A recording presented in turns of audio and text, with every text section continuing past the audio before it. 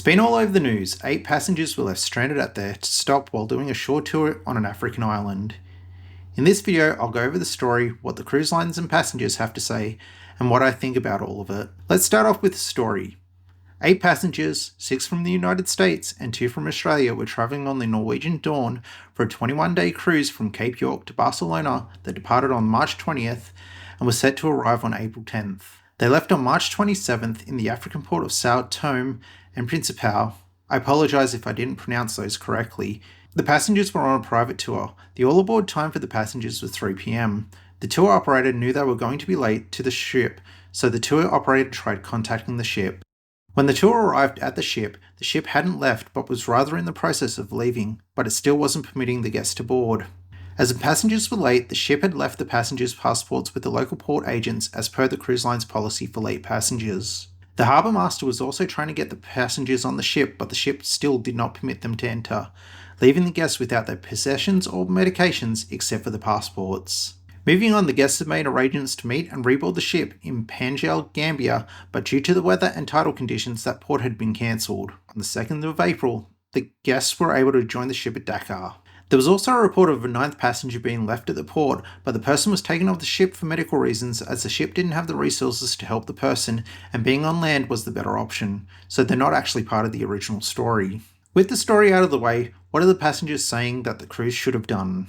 2 of the passengers, Jay and Jill Campbell, said, and I quote, "After what we witnessed, we truly believe that although there's a set of rules or policies that the ship may have followed, they followed those rules too rigidly. I believe that they really forgot that there are people working in the hospitality industry and that really the safety and well-being of the customers should be put in the first priority, and that should be placed first. We believe there was a basic duty of care that they've forgotten about, so it does concern us." In return, Norwegian Cruise Lines has left the following statements. Guests are responsible for ensuring they return to the ship at the published time. Due to the series of unfortunate events outside of our control, we will be reimbursing these 8 guests for their travel costs from Banjul, Gambia to Dakar, Senegal. We remain in communication with the guests and are providing additional information as it becomes available. So what are the rules when it comes to guests being all aboard on time for the ship? Let's start off with Norwegian's cruise contract. In Article 35 Part B, it states, "Guest acknowledges that Norwegian's policy that all guests must be at the designated point of pre-embarkation procedures at the designated time noted on the cruise documents for the port of embarkation, as well as 2 hours before the departure of all ports of call, and agrees that it is the guest's responsibility not to miss such final deadlines. Any guest who fails to arrive at the designated pre-embarkation point at the time set forth in their cruise documents is at risk of being left at the port of embarkation or port of call. In such event, Norwegian shall have the right without notice to depart without the guest, and the guest shall be fully responsible to pay for or indemnify Norwegian from all expenses incurred to rejoin the vessel at the next port for his/her own return passage, including but not limited to government fees or fines, visa fees, subsistence, lodging, airfare, launch fare, car hire, or agency fees. In such event, guests shall not be entitled to a refund or shall be deemed to have breached this ticket contract. Further, in such event, the entire fare shall be deemed fully earned by Norwegian and no portion therefore shall be recoverable by the guest."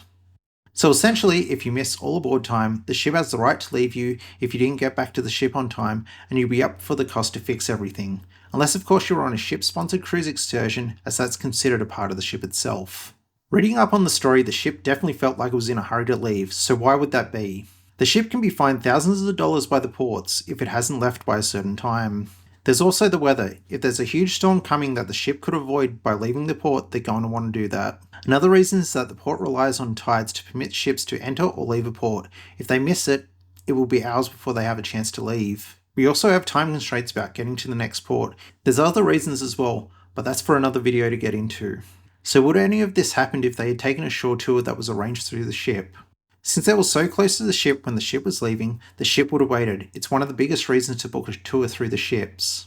If though for some reason the ship had no choice to leave the port, the ship would have made arrangements at the ship's cost to either get the passengers to the ship at the next port or the disembarkation port if it's at the end of the cruise. In this case, it would have been to the next port. At this point, it's probably a good idea to point out some of the reasons why you want to pick a tour through a ship compared to doing it privately. Let's start off with why you would pick a cruise line sponsored tour. First things first, the guarantee that the ship will either wait for you to get back to the ship or make arrangements and payments to get you to the next cruise port at their cost. Next is any of the tours would have been vetted by the cruise companies, which means the ship knows what the tour would be like and what it's doing and where it roughly would be at any time. Now, why would you want to do a private tour? The first and biggest reason is the price. It's cheaper and in many cases a lot cheaper. I'm talking like half the price of what the ship charges, but it's not always this cheap, but it usually is cheaper overall. Next is that the tours aren't always the same, they can be completely different, offering different places or even could be longer. I've done both and I've never had an issue personally, but if I've done a private tour, I've always made sure that I've done one that starts early and finishes with plenty of time to get back to the ship. I want to hear from you. Do you think the ship was right to leave the passengers, or do you think the ship should have let them on? Leave a comment to tell us. Also, leave a like for this video and subscribe to the channel if you haven't already. Thanks. So what do I think about this all? First of all, the passengers, especially Jay and Jill Campbell, knew of the rules about getting to the ship on time when taking a private tour or just doing your own thing around the port without a ship tour.